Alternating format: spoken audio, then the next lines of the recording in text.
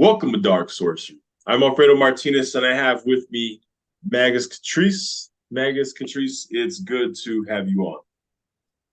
Thank you for having me. You're welcome. So, Katrisse and I have been real life good friends for a long time. We've gone through a lot together, and so yeah, go ahead for our subscribers. Go ahead and tell us how you got into that. So, like most of you, I had a religious family. They were very Christian, and you know, it was never really great, but it's just how it is. We don't always get to choose. Mhm. But anytime I went to these churches and had to read their doctrine, I knew that there was more than that. I always knew there was more than that. And it's funny because my interest started with these sci-fi shows, Buffy and Charmed and all those silly things. But I always found it so interesting. And when I started getting a little bit older, I started having paranormal experiences. We lived in New Hampshire at the time, and we lived next to a private cemetery. And I used to go in there by myself, 8 years old, 9 years old, sneaking over the rocks of our driveway and cleaning off gravestones. And for some reason I started like cleaning off people I didn't know, leaving them little presents and like offerings. And this was like just instinctive to me. And I don't know if I was like here being had it some kind of intuition telling me to do it then, but it was very interesting thinking on it now. I remember, certain plants being ripped out of the ground by the roots and me putting them back with my hands and like touching them and then them like coming back up to life like there was nothing wrong with them before, and it's little things like that. And then when I was 14, I started seeing apparitions. And, that was kind of hearsay at the time. I didn't have like a lot of education about that. Can't tell my family, which Christians, hey, I'm seeing ghosts, because Right. They'll think you have the devil around you or something. right. Yeah. So I kind of kept it to myself, and then when I was 18, I started buying some occult books, and they were found in a box I'd hidden under the bed, and they were like not allowed in the house, and it was whole traumatic. But what really set everything off, and this is a really funny story, is I was living in Shelbyville, Tennessee. And this was, I don't know, 15 years ago, give or take. And the people that I was living with had met from the church, but it turned out that they were actually pagans Oh, being okay. forced out of church. And they were going to introduce me to one of their friends who was a necromancer. And, his name is Jesse. And when I met him, I felt like this weird click with him. And it was like I'd known him forever. And what's interesting would come later is that he remembers past life regressions where we continuously find each other. I was just gonna say that.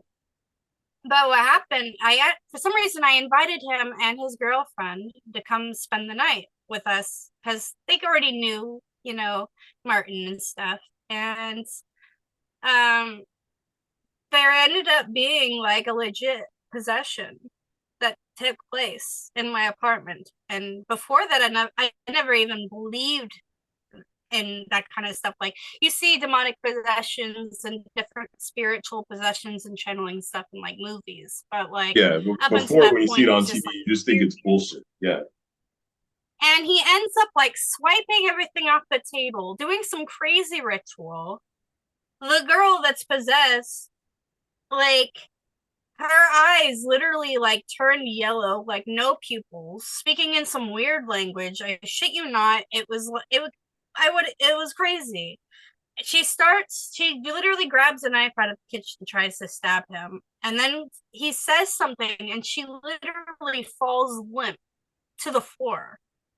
And there's so much energy swirling around the room, I literally threw up.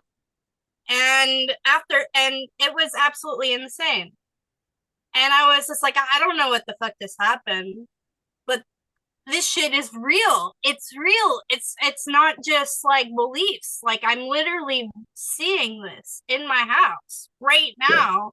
And it wasn't it was there was like physical things and like spiritual things that happened that made me know this wasn't like some actor or someone just having some, mental health Right. You're episode. saying that there is more to this than just science. I was just like, I gotta know more. And Hmm. then after that, that was it. I ended up like finding what was weird again is that those people that in the apartment that were witches were connected to more witches. And I started hanging out with my first group of witches. But, you know, they taught me some things. Now, some of the things retain in my gnosis now, and some of them were, unverified gnosis, which is fine. Hmm. But I ended up in my first practices jumping into some very heavy subjects because my mentor at the time thought I didn't need to learn basic things. So while a lot of people go to Wicca or Primal Crap or the Kabbalion or, whatever it is, we skipped over that. And they thought that, blood sorcery and necromancy and the Clippeth was the great starting point. Yeah. And as all of you know, those are some very serious Yeah. practices. I think that when you skip over basic stuff and just go straight to the advanced, yeah, you might be able to do it, especially if you have an inherent ability or something that may have been passed down to you, but you may not be able to handle those energies. You need to start with the baby steps, and then you can handle that kind of vibration. You'd agree with that, right? Absolutely. And I have a bunch of experiences and just like this one that I want to make. My mentor, he said that he taught me how to feel vibrations, which is the coolest thing that he ever did for me, like being able to feel vibrations and energy and all of that stuff. That's great. Well, he told me that I could pull energy from the moon. And Mm-hmm. so I was trying to take in those energies. But because I was in these other currents, I wasn't pulling from the moon. I was pulling from spheres and doing all this really weird stuff. And all this crazy stuff started happening to me and the people around me. Really weird, unexplainable things.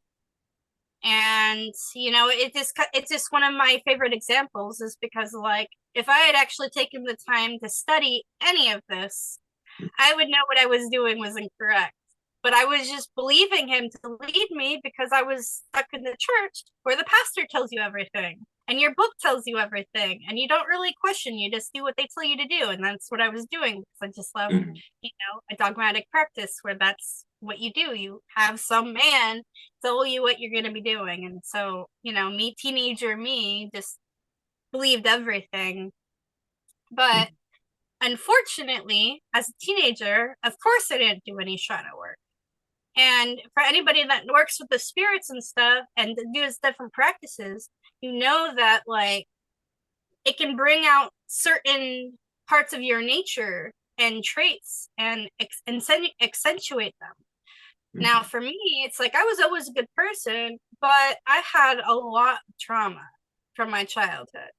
And, I had a lot of mistreatment in my young adulthood years too. And so, working with these darker currents, I would say I wasn't ready for those energies. I wasn't ready for those empowerments. And it messed with me psychologically in the way that it brought out the worst in me because those were my dominating traits at the time. And Mm-hmm. so, I projected a lot. I was one of those curse happy people. Oh, you offended me on Facebook. Fuck you and your family. Like it was really ridiculous. I called I, myself. I I would think I call remember some of that. I I think had and I just started my occult hive and right. with the just before I started with the pages, and so I had all these these new followers that were also dealing with the same things, and it was just really, really, really I ridiculous. know. I think before we met in person, we even got into it. You know, Yeah, started arguing and stuff. I mean, but that's the thing, you know, because when you have different mentors, and I had a few, some of them were kind of culty, some of them were very culty, and it was like they teach you that there's only one way. They teach you that only this is correct and this is not. And when you're, new to the path, you know, you don't know how many different ways are actually true. Well, the way I see it is that if somebody in the occult is saying it's only this way or it's only that way, they might as well just start a new religion because that's what it's becoming. You know. Absolutely. And but for me, it's like, I was like, no, my mentor told me that this is correct. Everything else is wrong. Yeah. And so, that's the way and then, you know, but I've done a little bit of everything, My I like in 2023, I answer any call. And this is new for me. But it's like whether it's Krishna or Belial or, Gamari, if somebody it actually takes the time to reach out to me, there's obviously something important. There's Right. something important, some message, something that I can do that is being, reached out for. Some kind of purpose or some kind of a job or some kind of, you know, something important to. And so As it's they, like in the past I thought, you can only do one pantheon, which is throw that shit out of the window. yeah. That's not true at all. No, you But can. you No, can, yeah. yeah, you can work with pretty much any system of magic. But let me ask you this. So, what occult books would you say have inspired you and really had an effect on you in early on in your path? So early on, the first books that I read was the Blood Sorcery Bible by sorceress Anastasia Cagliostro. Mhm. And I also read Summoning Spirits by Constantinos. And lately, I've been feeling a lot of pull back towards the Kabbalion and the Hermetica.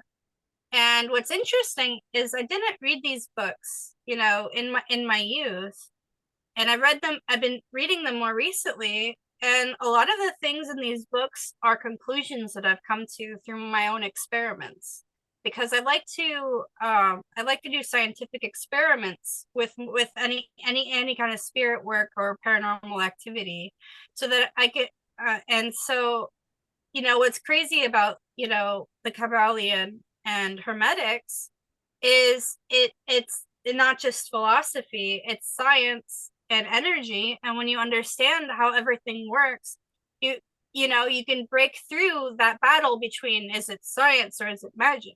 It's both. Yeah, they eventually meet, you know, which is very interesting conclusion. Now, now let's talk a little bit about dreams here. Now, concerning dreams, do you now when it comes to dream recall, because dream recall can be very important. I think that different ways that you can dream recall is, you can write it down right when you wake up. Make sure you get plenty of sleep. Um, and you can take other herbs, to enhance that. But how would you say that you go about that? So it's really interesting, actually. I started lucid dreaming and vivid dreaming at the age of 5. And I actually had it started with recurring dreams Okay. at that age. And I'm even going to describe part of it because it's the first dream that I remember. And I remember being up like in the clouds with like my family or other kinds of spirits, souls. and falling into the earth and having this earthly existence. And I don't know if it's like from a memory or something, but it's the first thing I remember. But ever since then, every night, I remember my dreams. I remember almost all of them. And even within dreams, I can recall other dreams and places as memory in new dreams. Mm-hmm. And so recently I started journaling them, Right. because, in the last month, I'm having like real, like, present, past, future, like, visions in my dreams.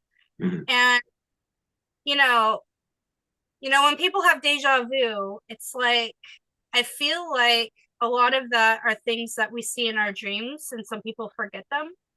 Mm-hmm. And so, but I remember them. So it's like, when I go, and all this time passes and I see this image. Like, for example, like 2 years ago, I dreamed about standing in the theater stage room with my teacher and these students that I have right now. Right. But at the time, I remember having the dream and waking up saying, like, where is this place? Who the hell is this people? Mm-hmm. Right? But people who don't have dream recall, I feel like maybe they also have those kinds of dreams, but they just don't remember them, which is why writing them down is so important. But in this month of November, Mm-hmm. I remember I had this dream. I had this about a car wreck that would happen. And I remember waking up and remembering that was not a dream. And I didn't know how I didn't know it was a dream. But I started messaging different friends and associates of mine. And, I dreamt that, there was a guy with short brown hair driving a SUV, and another car, darker vehicle would come and clip him in the middle of the afternoon. And I was like, oh my God, who is this? And I thought it had to be someone in like my closer immediate circle. But then it turns out it was my friend Travis. And he messages me at like 3:30 in the afternoon saying, oh, someone just hit my SUV, and like everything that I saw. And I was like, crap, I warned the wrong person, because I thought it had to be, in the occult, which is stupid, but like it was my first one, like one of like the present.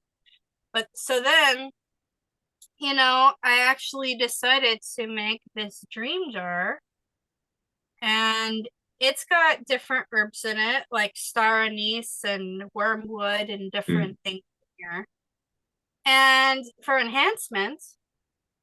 And I ended up having visions 5 days in a row, and they periodically got more intense. Now, these visions of the present, which is interesting about them, is I seem to only have them if it's some harm is coming to somebody I know, or someone intends to do harm to me. And what was the craziest one of all of these was, I saw this individual, and some reactions and behaviors they were going to have towards me and other people. And then I had a second one that this other individual that I've never spoken to, that I've had blocked because of their beef with somebody that I know, was going to try to reach out and talk to me for the first time. So after that first part had all come true, I decided, out of curiosity, to test this and unblock that person that I've never spoken to before. And I shit you not, the same day, that also came to be. And even the way that it was spoken was exactly the way that I saw. And I have screenshots, and I was talking to people during all this time. I'm like, crazy. But it's happened. And so, I'm conducting these experiments, and still uncontrolled, but it's very interesting. And I'm like, well, I know if I'm doing this, I bet other people can do this. And so it's like, this is just the importance of writing your dreams down, because there's a difference between, your vivid dreams or lucid dreams and these visions of the past, present, or future. Even a couple days ago, I was having a dream, and it turns out it was part of a past memory of a friend of mine. And I don't know how I'm even connecting into these things yet, because like I said, this is like new for me. Right. But it's like other if other people can start journaling, then maybe they can have these kinds of revelations in their mind too. They could be like, I'm asleep. This is a lucid dream. Mm-hmm. This is a planted thought. This is me or not me. I remember a couple of weeks ago, somebody tried to dream walk me, and I knew in my dream that they were a foreign. They were not there by me or created by me, and I could tell. Mm-hmm. But So it's basically, taken. it was an intruder. Yeah, there was an intruder, and and I could feel that, and I could recognize that because I have been doing this for Now, almost 27 years. let me ask you this. So some people practice dream divination. Mm-hmm. They want to know certain things. And for instance, divination is connected to the moon. Uh, the moon controls the emotions, the subconscious, and dreaming. Now, do you feel a need to do that, or do you feel that no dream divination is necessary because for you, the answers will just come as they are needed? I feel like dream divination is definitely important because even if you have the memory like I have, you still have to do dream work to work through things in your subconscious. And often the entities and the spirits and, otherworldly things will give you messages and, um, you know, through your dreams.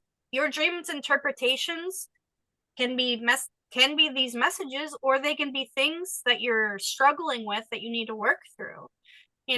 For me, it's like I was having what I believe to be nightmares because of how dark or violent the symbology was. Mm-hmm. And then when I did further interpretation, it was like death is, or the killing of an enemy is actually, a powerful symbol of rebirth and transformation.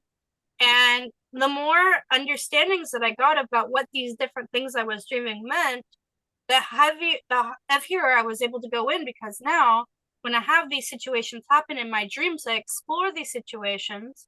I'm not afraid. I'm not trying to wake myself up from them because, in the beginning, when you have these kind of violent, scary, sad images, you Mm-hmm. want to force yourself to wake up. And I remember a few times where I like yelled at my body to wake up because it was like really intense. But it's like I feel like dream work is important for everyone because there's so many different things. You're working with your subconscious. You can shadow work when you're sleeping. The spirits, the ancestors can talk to you through your dream.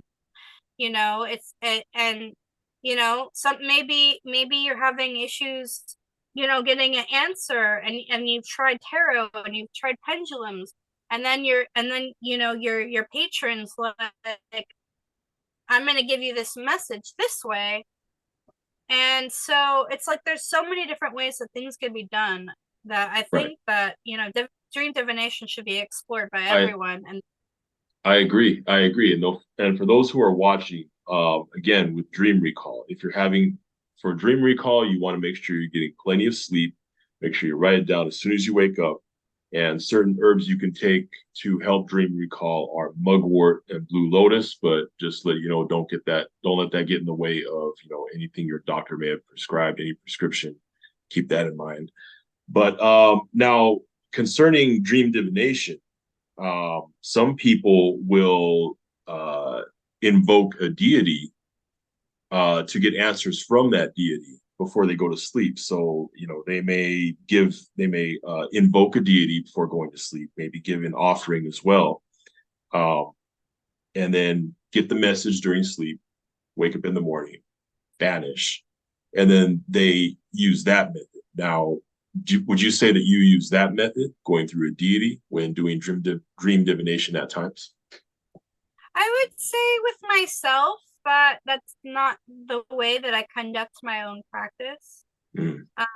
I have a much more free flow of our relationship. I don't really do banishing unless there's somebody unwanted. But that's just how I conduct Hmm. my relationship. I want them to be able to tell me something at any moment in time, whether it's during the day, awake, asleep, that's just kind of our Hmm. relation.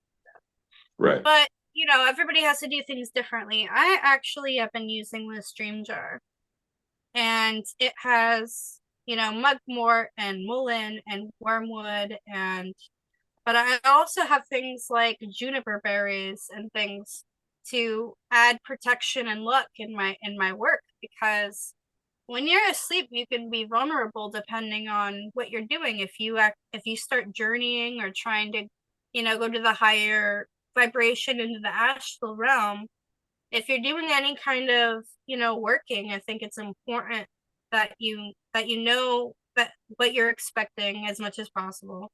Can't Hmm. predict everything, but we can try to have our bases covered. And making sure that your space is clean. And like I said, I like to make my sure that I'm protected and have luck in my travels. And if this combination works for me. Everybody's gonna be doing something different that works for them. But Hmm. if I was gonna do the way that you said, um, it does make sense to to do your evocation or invocation before bed. But I would also do some kind of warding to make sure that nothing else can come through there while you're sleeping as well, because you really want to make sure that it's the person you intend. Often when you do evocation, you're opening up a portal, and if you're just opening up that portal and going to bed, it's good to just make sure um that just know what you're expecting, just so that I lesser vibration. agree. And some people tend to invoke to evoke. So take for instance, before they go to bed, they may invoke a deity because they want an answer from another deity, but they'll invoke to get that authority. And then they'll go ahead and, during the dream process, that deity can go ahead and, evoke that deity and then get an answer and then so forth. And then you can do your banishing when you wake up. There's so many different ways people do it. I Um, actually like go that ahead. method.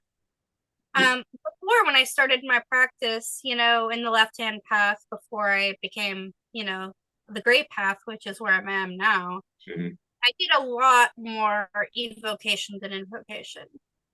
Mhm. And I like to say that a lot of spirits and gods and entities prefer invocation first, just because you don't know what they got going on, and they might not even do what you want them to do.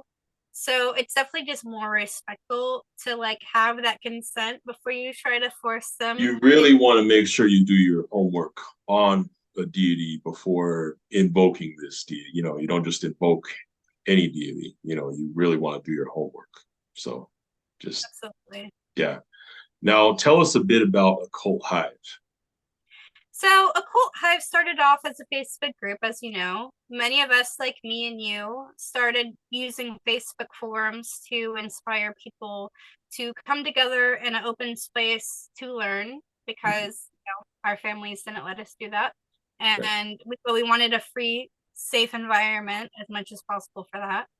And then from there, it's, just like everyone else, I did workings. And after my shadow working, I decided to make it a page, because it's easier to manage, as a blog, because I would write my own content. But really, what I think is special about Occult Hive is I try to incorporate all of the different practices and beliefs, not just my own.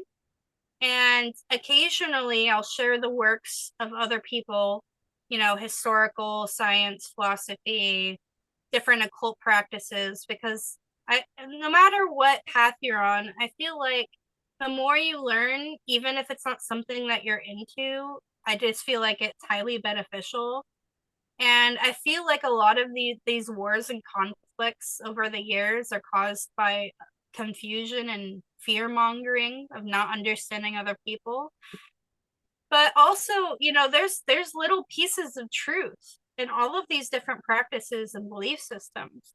And I feel like with my with Occult Hive, you know, our mission is to remove that fear mongering and provide an educational place where you can learn about anything, you know, whether it's Norse mythology or black magic or, you know, whatever it is, you know, you come here, you know that, you know, me and other people have screened as much as we can to try to present the best educational resources possible, absolutely free. It's been volunteer this whole time. And you know, I do occasional podcasts and interviews. Patrick Gaffiero used to be a part of Occult Hive, and then he got more involved with his, you know, practices, but he was really helpful. He used to, you know, post a lot of different things too, and we take turns writing different articles. But overall, you know, the mission is to bring and build the community so that we can all become educated on whatever it is that we want to do, and keep all teaching tolerance for somebody else.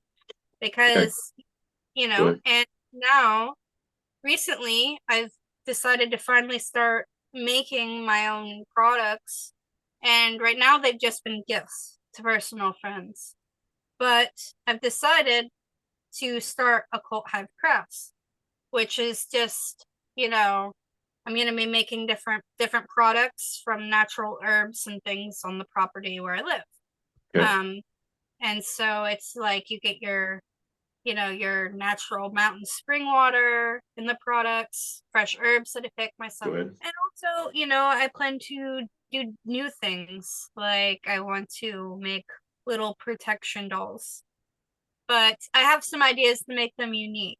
Different things that, you know, to help manifest things into your life. And what I like about the doing dolls or, you know, animals is that they're also very kid friendly. You know, they may represent an animal totem or, you know, a spirit animal. And so I just have lots of cute ways to express my hobbies, but also help other practitioners. And, you know, so just. Yeah.